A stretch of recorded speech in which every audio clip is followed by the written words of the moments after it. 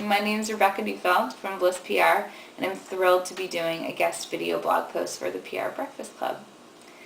I'm a huge fan of the blog, and I was reading it the other day and saw a post about mentoring and how important it is to building the next PR superstars.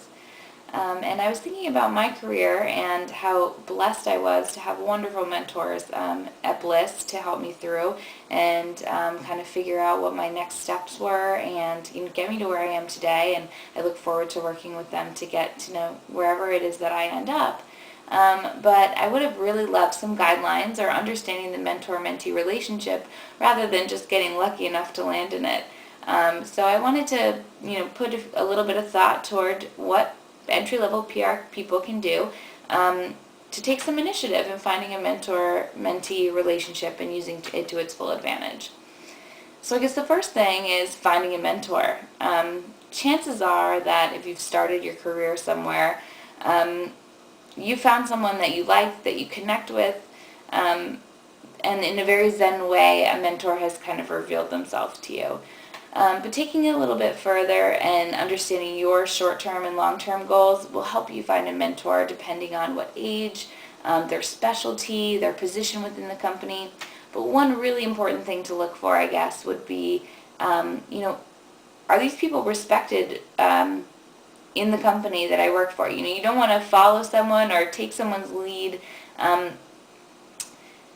who isn't doing things right. So you want to make sure that whoever you choose to be your mentor, that they're well respected, that people like them, people see them as a leader within the firm as well.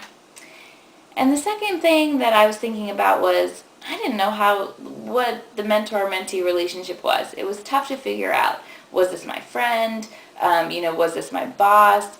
How did that all pan out? And I think the thing to keep in mind is that a mentor can be like a guide, but it's not a friend. It's not someone that you go to vent about your day or vent about what happened in the office. It's someone that you look to for constructive, honest criticism and to be an advocate for you in the future at the firm. And so those kinds of things are really important. You don't go to a mentor to complain. You go to work out professional issues, figure out what the best next steps are, and help you with your career path. It's important to bring, real issues, not petty ones, and it's important to make sure that you bring, a fair amount of thought to any issue that you bring to a mentor.